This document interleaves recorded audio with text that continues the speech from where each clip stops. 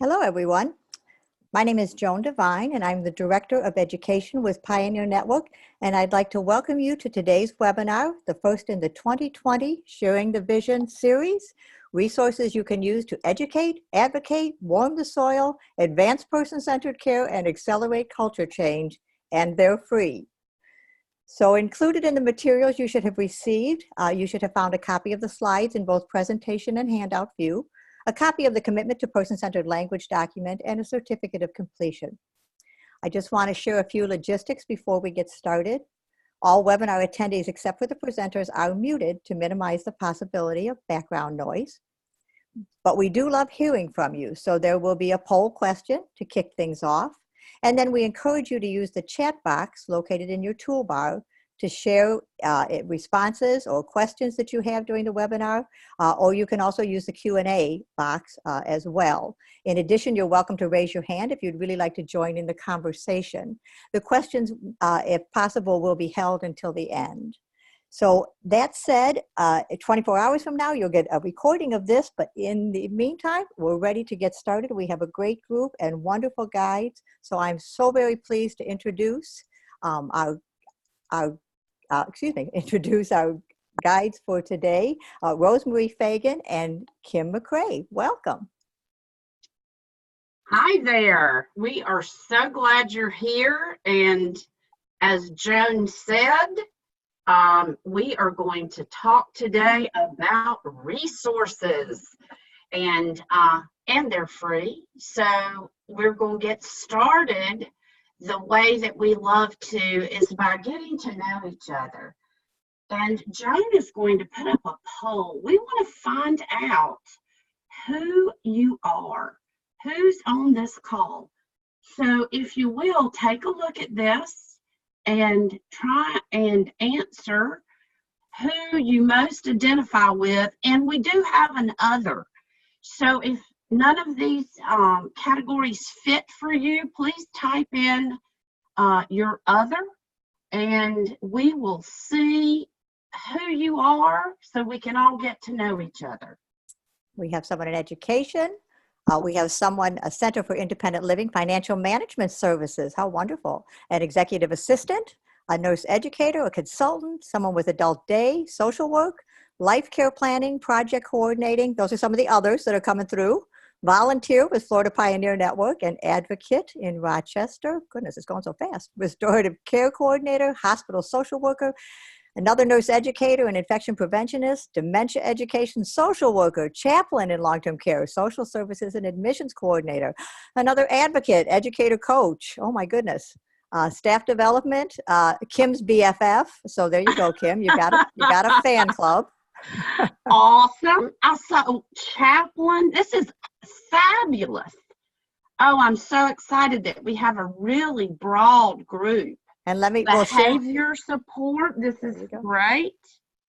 And social worker, MDS coordinator. We've got a lot of others, Joan, I think. We do. And Kim, you can see the results of the poll. Everyone should be able to see those on the screen. Fabulous. Okay. Well, we are 57% other. So I love this. We are all coming together to get out of the box and try and figure out how to talk about all these things and what we can all do in our different roles to really advance these conversations. Thank you all for doing that so much. Oh, I just see Brian LeBlanc on there. Hello, Brian LeBlanc, International Dementia Advocate. So glad everybody's here.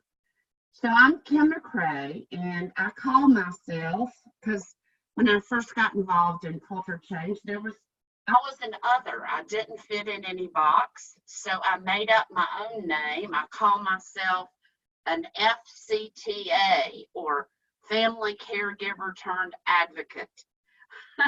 And in 2008, I co-founded the Culture Change Network of Georgia along with Walter Coffey. And when we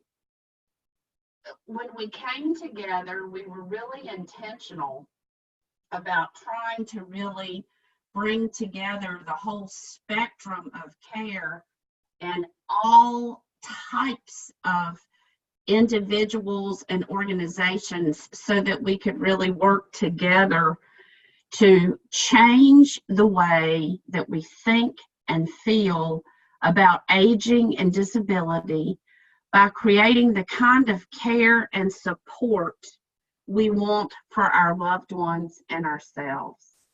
And we've been at it since 2008, I'm happy to say.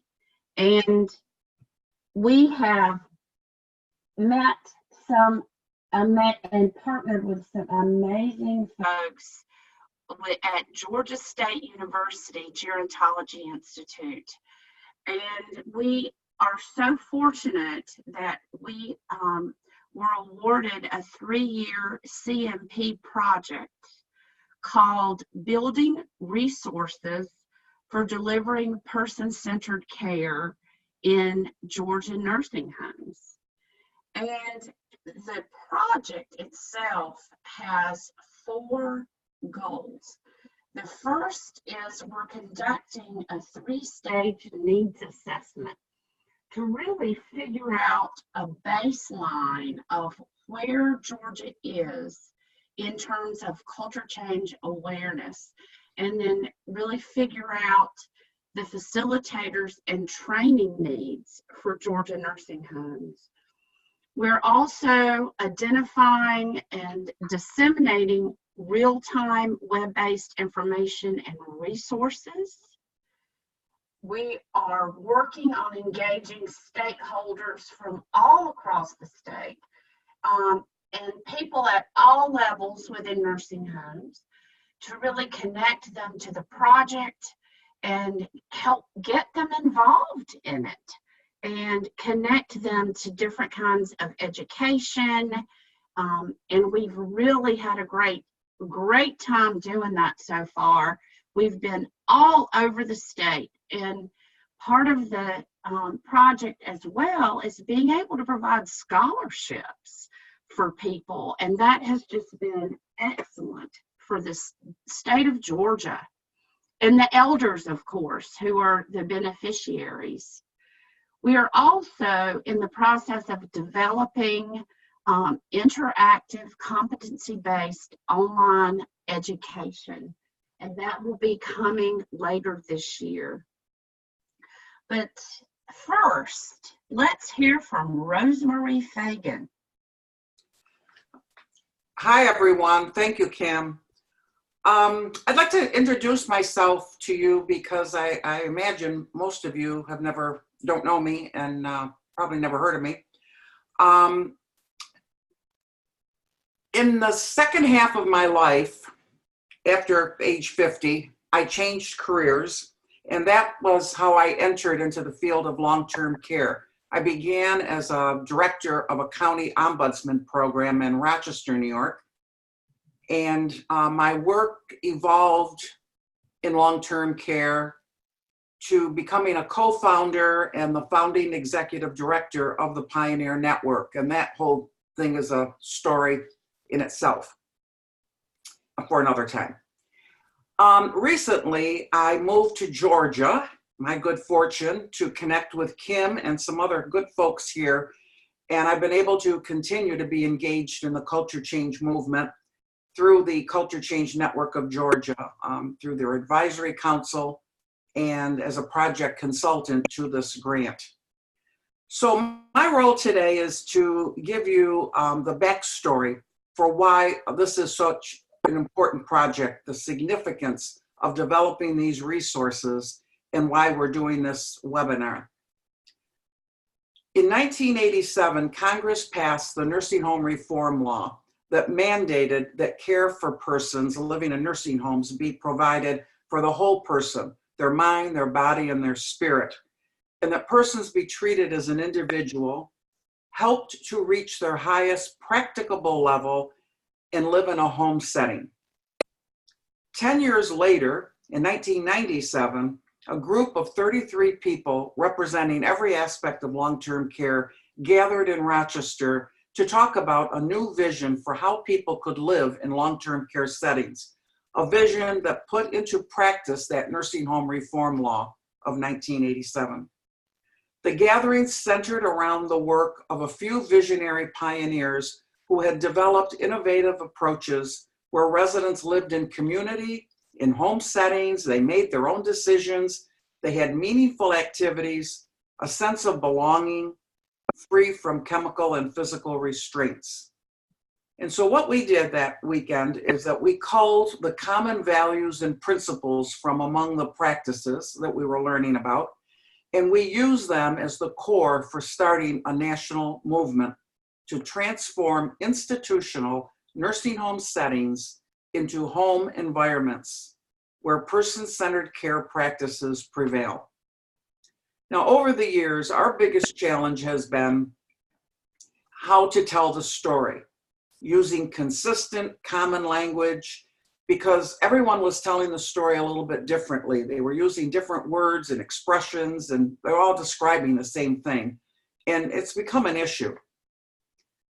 It's been difficult and confusing struggle for educating all the different sectors. As you can imagine, we have, as you can see even from the survey, advocates, researchers, regulators, legislators, providers, residents, family members, the media, the public, architects, educators, funders, community organizations, and a whole host of others. But these are the people that we need to reach out to and we need to educate. So this CMS grant to Georgia has huge significance and opportunities to address this issue. It provides an opportunity to develop resources using common, agreed upon language that we can all use. We don't have to recreate the wheel every time. We can all use these resources. So in addition to having the resources that we can all use, these resources improve our communication. They give us a more uniform communication and consistency, and these resources enable us to grow the movement and even accelerate the pace of the movement. So Kim today is going to share these resources with you, tell you how to access them, how to use them, in ways that you can use them for all these various audiences. We live in a visual world now, and you'll see how the visuals used in these videos reinforce the content. We thank Georgia for so generously sharing these resources, and thereby giving us a unique and significant opportunity to educate all people in all settings about person-centered care. And we thank the Pioneer Network for partnering with us to distribute them and share them freely. Absolutely. Thank you, Rosemary. Thank you for providing that history and background for people who haven't had a chance to get to know you and hear about that, the history of how the culture change movement actually got to this point. So as I'm talking about, I've laid out and kind of told you in terms of our grant, how it was set up and what the different goals were. So now I'm going to kind of show you where we are now and what we've gotten accomplished. One of the first things we did was to create a new website. And as you all know, websites are always a work in progress, but we have a new website. We're going to provide the addresses and the links again at the end, so no worries about writing them down now, but we have a new website that we're really happy about. And a lot of the resources that we're going to be building over the rest of this project will live there, so everybody can access them. And you can also sign up for a newsletter. If you're on the website, you can sign up for the newsletter, and we're sending out a quarterly newsletter so everybody can get engaged in that way. And we've joined the social media world, and depending on which ones you participate with, we are represented in Facebook, Twitter, LinkedIn, and Instagram. So we want you to get social with us and connect with us in that way. Now, the big thing that we've done is create a lot of videos. And the videos, we've got over 40 so far, and we're going to be continuing to add to these. So they are available and accessible on our Facebook page, our YouTube page, and on the website. So right here, I'm showing you our Culture Change Network of Georgia Facebook page, where you can access all the videos. And over to the left, in the left column, if you're not aware, you can click on videos and click to get to all videos. And you can actually change and choose how to have them appear. So there are different ways that you can do that. So we'll kind of come back to that in a minute. But for right now, know that you can get to all of them on Facebook, YouTube, and our website. Now, I'm going to kind of walk you through the different series that we've put together. We've tried to group them in a way to help you think about what all is available and how you can think about accessing them by themes and by different topics. So we really tried to start telling the story of the culture change movement. We have put together a brief history of person-centered care and the whole movement, starting all the way back to 1973. So we have a video of that, and it's so interesting. And looking at them in the order that they kind of build on each other is really helpful.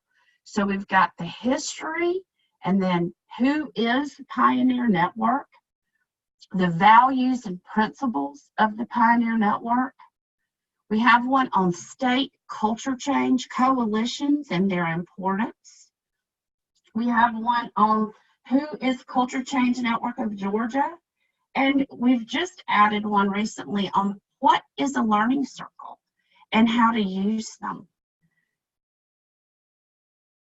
Here's what the video on the brief history of person-centered care and the culture change movement looks like. I'm not going to play it now, but that's what it looks like. We've got one on who is Pioneer Network, and that's so great. As Rosemary said, it's so wonderful to be partnering with Pioneer on this. We have one on state culture change coalitions. So I'd like to ask quickly, how many of you are involved or connected in some way with your state culture change coalition? If you are, if you could just type in the chat box and say yes and what state you are connected with, that'll be great. That'll help us see the representation we have from on the call. Looks like we've got Florida, Ohio, Missouri, Illinois, oh, Alberta, Canada. Wonderful. Wow, Wyoming, we've got international. Colorado, Minnesota. Excellent. Wow. Excellent. North Dakota, another Missouri, Ontario, Canada, Nebraska, Toronto. Man, this is so exciting. Well, I think I'll go ahead and play this one, Joan, because we have enough folks who are currently involved in their states. And for those of you who aren't, this just, you know, we all have had challenges trying to even explain what a culture change coalition even is. So let's take a look.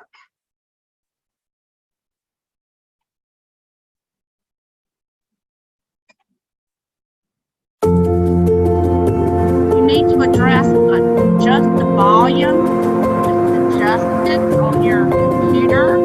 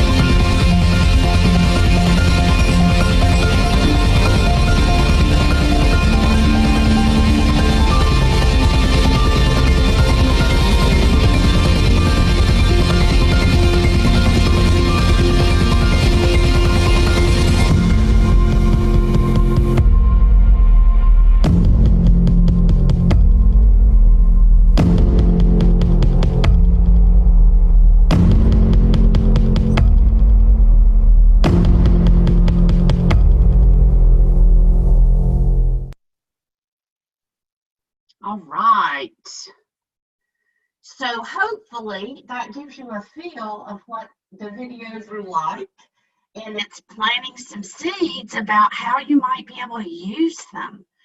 And you know, so much of the goal is for us to be able to communicate about this stuff better and really be able to be change agents. And by having these kinds of tools, it helps us communicate and speak in a common language. We've also got a series on the basics of culture change. We have one on what is person-centered care, person-centered care and the medical institutional model, where we're explaining the difference between the two. We've got person-centered care and person-directed care, where we're explaining the difference between those two. What is culture change? Culture change and person-centered care, what is the difference between those?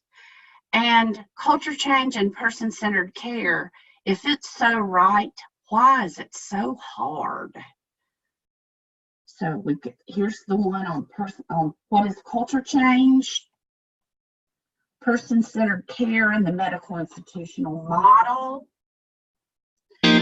Culture change and person-centered care, what's the difference? So let's take a quick look at this. As you'll see, they're all really only just a few minutes, and they're used to be used to kind of introduce an idea or a concept and really help be a catalyst for conversation and to move things forward. So we'll take a look at this one.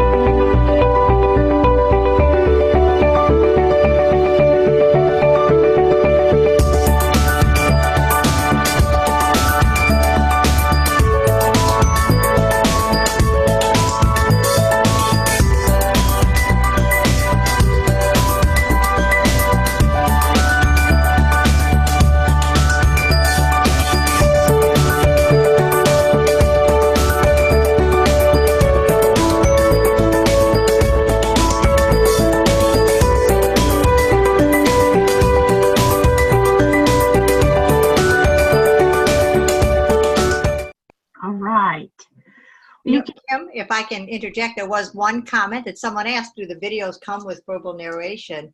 And no, they don't, but I know, Kim, you can probably say this as well. I know I have used them before, and I've been the verbal narration for them. So based on the audience, there's ways to work with that. Exactly, exactly. To start with at this point, we've made them just with music for social media. And interestingly, when you have things like this in Facebook, a lot of times you're able to make some choices on there and the narration shows up. We're adding some modules that I'll talk about at the end, and we will be narrating some of them for the educational modules. So that can be a work in progress. You'll also notice that we had some questions integrated in there to get conversations started and get people thinking and having conversation. So depending on who the audiences are, you can set them up and talk about them at the end in different ways. Okay, the next series is on why do culture change? Like when we're talking about it, these are different videos that help frame the reasons why this is so important. So we've got one on the fact that this is the law, as Rosemarie laid out right up front. CMS endorses person-centered care and quality of life. This is good for business. It's good for residents and families. Culture changes when elders make decisions about their daily lives. We have a video addressing the fact that nurses can actually be champions for person-centered care. And we all know that culture change is what we all want for our loved ones and ourselves. So those all help outline the reasons why this is so vitally important. And now let's talk about language. How we talk about this and the language that we use is vitally important. It's key. And for people who've been involved in the culture change movement for any period of time, we know that our choice of language really affects how we feel about people, how we practice what we do, how we interact with people in so many different ways. And we've put together a series that actually addresses that. And that series is called Words Matter. So we have an entry framing video on why it's important to worry about words and think about them. And then we have some specific videos that cover the difference between a person and a patient, using the word elderly versus using the word elder, a different way of thinking about caregiver and care receiver and moving towards the use of care partner, words about dementia, and also an additional one about the language of dementia. So let's take a look at the entry video, the starting video for this series.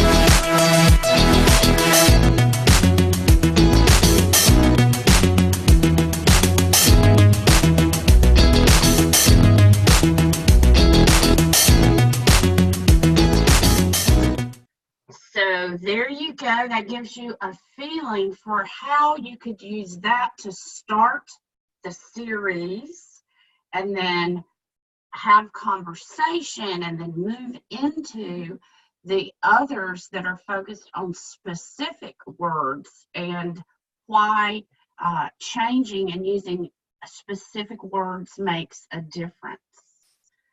Okay, moving on. We've got 2 on hospitals and hospitalization, one on how they're challenging for elders, and one on specifics about dementia and hospitals and how we really have to use caution in that regard. And we've created a series on dementia, including Alzheimer's. So far, this is what we've put together in this series. Dementia, it's not just Alzheimer's. Dementia, understand the facts, the language of dementia, the stigma of dementia, person-centered dementia care and explaining what that is. Words Matter, dementia, from the Words Matter series. Changing the conversation about dementia, which is actually a videotaped presentation that includes a panel of people living with frontotemporal dementia and their care partners. One on changing our thinking about behaviors and dementia. And I've relisted dementia and hospitals caution so that it is shown in the dementia series. So let's take a look. Here is a handout that we've got where we've listed the videos from this particular series with live links to them that can be emailed, for example, to people. And we are developing this type of a handout that can be used for each of the different series that we've just been talking about. Now let's take a look at this one, dementia. It's not just Alzheimer's. And I'm thrilled to say that this one already has over 10,000 views.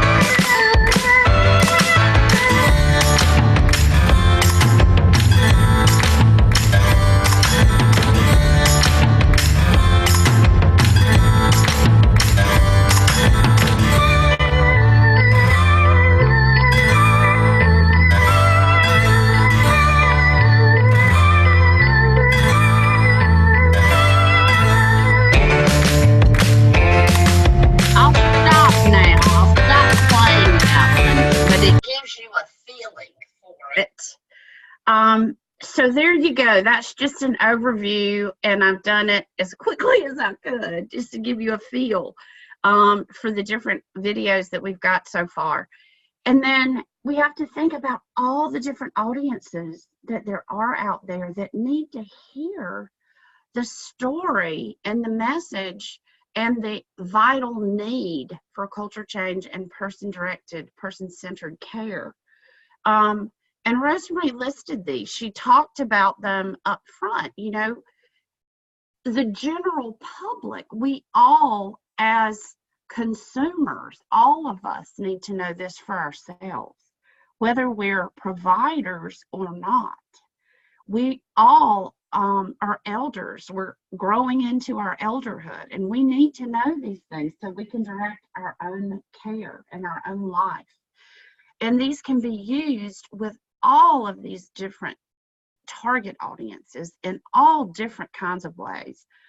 You can also use them and put links to them in grants, in reports, and presentations. You can put them on your own websites, and you can use them in really endless ways that we all can just keep scheming on together. One of the best ways to start really is to just watch all of them. And I suggest watching them in the order that they were released.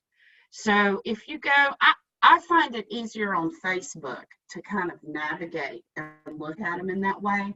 If you go to Facebook and choose all videos, you can choose the order that you see them in. And if you look at them in, the order in which they were released, then you can see how they kind of build on each other. In the beginning, we were really, putting them out in an order, a particular order, so that they build on each other. So if you watch all of them, it gives you, a clear understanding of what's out there. And then you can figure out how to use them. Who is your target audience? Who are you trying to talk about right now? What do they know? What kind of education have you provided to them already, depending on your role or where your organization is, or who you're talking to. A lot of people, as we all know, don't know anything about any of this.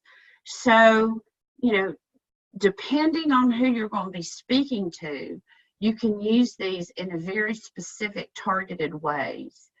And you just have to decide, depending on the use for your particular audience and your particular organization or usage. You can use them for in-service training, in-service education, showing the video, and most of them are about 3 minutes. A few of them are longer, but you show it and then you can ask for feedback. You can use the questions that are in the videos.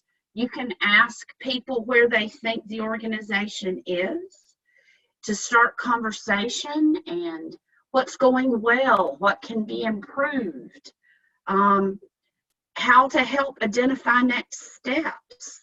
And you can actually give homework and ask people, now that we've talked about this, before we get back together, be thinking about identifying opportunities to move more in this direction until we get back together. Share when we come back together what you've seen that we can do differently, for example.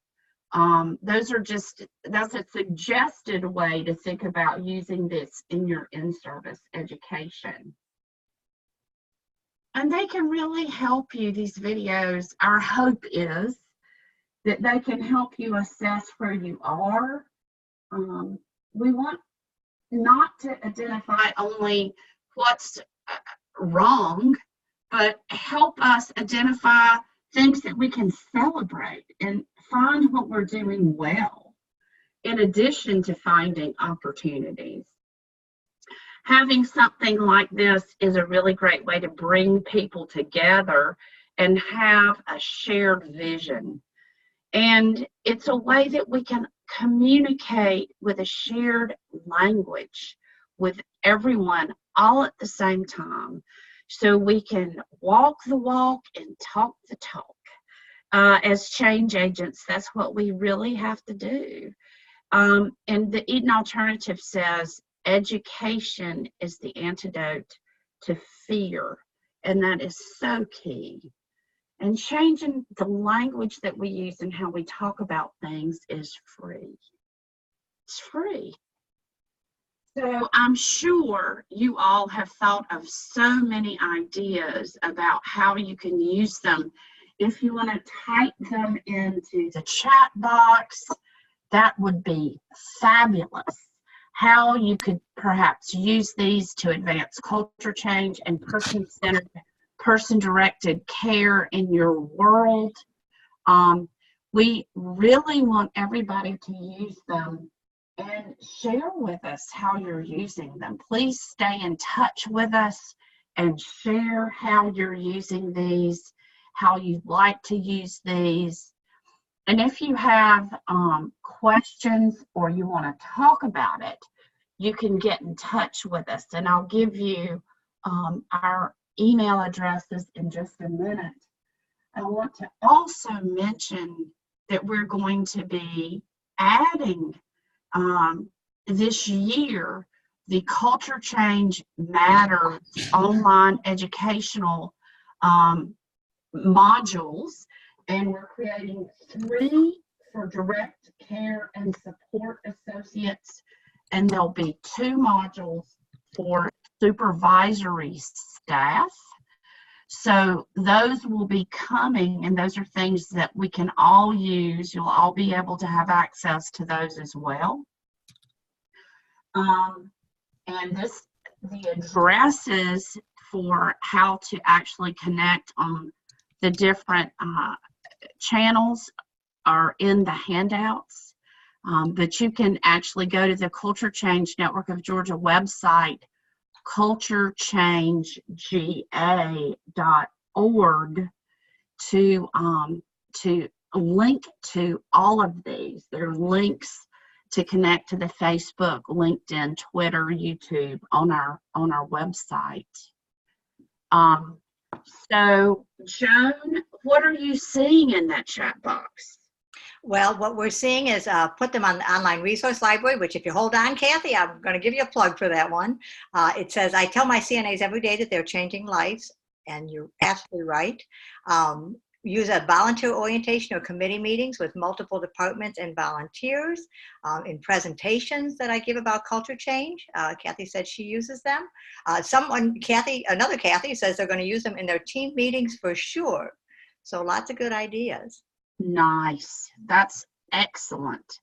Newsletters, putting them in newsletters is another option. Feature one in each of your newsletters each time you roll one out.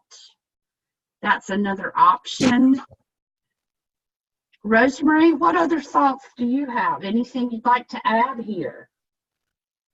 No, I think that you've covered a lot. I think there are a lot of good ideas. I'm looking at the ones in the chat. They're talking about using them with interns. Oh, good. They can be used and integrated into curricula that is in a school, in a CNA class. Georgia State uses them in some of their classes with students in all different disciplines. And they're portable. You can bring your iPad out and talk just a small group and make it just an informal kind of impromptu in-service conversation. Absolutely. I know that they've been added and been used in a medical school, which is really exciting. Someone just mentioned support groups. That's a great idea. Oh yeah, that's awesome. Dementia support group. Yeah, our state dementia plan is going to put them in the state dementia plan website, the dementia series, and different, the AAAs, the ADRCs within the area agencies on aging.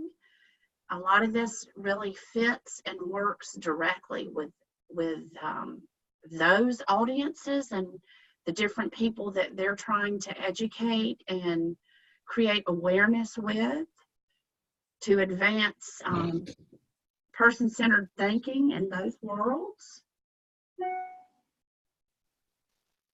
Well, those sound like great ideas. So if I can steal you for just a minute and Kim pop into the next slide. I knew following Kim in an in-service was going to be a dangerous thing because she always has so many great things to share, and I always listen when she is speaking to her passion. But let me just share a little bit from Pioneer Network's perspective. First off, we're very proud to have partnered with the team in Georgia and been there been there with them to watch this wonderful work evolve. And we also are proud to partner with other coalitions because that's what we're all about, is networking and sharing. So on our website, you can see here, we have, if you look up at the top, it's a little bit small, but there's a little place you can click that says Resource Library. So Kim, give us the next slide, and what you'll see when you click Resource Library is a page that looks like this, and this is just the top of it. There are a number of different tabs with a number of different resources on different topics.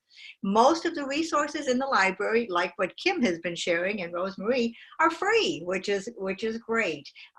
So if you click one more, I'll show you real fast. Here are some things that are in, say, the Culture Change Basics. So that Commitment to Person-Centered Language document that you're getting is in there. There are some other pieces on fundamental, some of the starter toolkit for engaging staff and individualized care, an incredible program that many had the opportunity to be a part of when it was first introduced by Kathy Brady and Barbara Frank, and the resources are all there, nurse competencies. So these are just a couple examples. I really encourage and invite you to go to the page and look and explore and see what's there. And as coalitions and others have great resources, that's where we come together to make sure that they are shared. As Barbara Frank tells us, share shamelessly. And what we've heard today certainly is a great example of that. Want to pop the next slide, Kim? All right, and you all do have, there's such great resources there, and they're wonderful. There you go. That's just another page. That's the getting started page. So you can see some great tip sheets on consistent assignment, on huddles, on welcoming.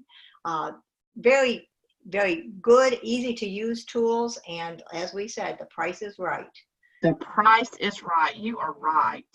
So next. And again, this is a way where we can all be speaking from the same choir book and using the same language. And when Joe just mentioned the commitment to person-centered language, when you take a look at that, that's something that you can use as a tool in conjunction with the Words Matter series, perhaps. That's another way to maybe use that.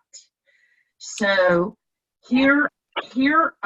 this is how to get in touch with us. Again, we'd love to hear how you're planning to use these, and when you have stories to share with us about how you've used them or suggestions. We all want to keep growing and learning so we can keep making all this stuff better for all of us. Absolutely. So I want to thank you so very much, Kim and Rosemarie, for not only being here to share in this webinar for us, but for the work that you've done and the generous heart that you have as you share this with so many people. And so just a little bit of what's coming next. If you pop to the next slide there, Kim, this is the first of our 2020 webinars from Pioneer Network, and we're very proud of our Hot Topics webinar series and the great guides who come and present. So the next one is going to be Thursday, February 20th, and it's Compassion, a Competency for Today's Aging Services Leader by Denise Borgen, who is the author of a book, 28 Ways to Compassion. Great information, and I think for all of us on this journey to person-centered care, we understand for leadership, compassion is truly a competency that we need to have. So we hope that you will consider joining us for that.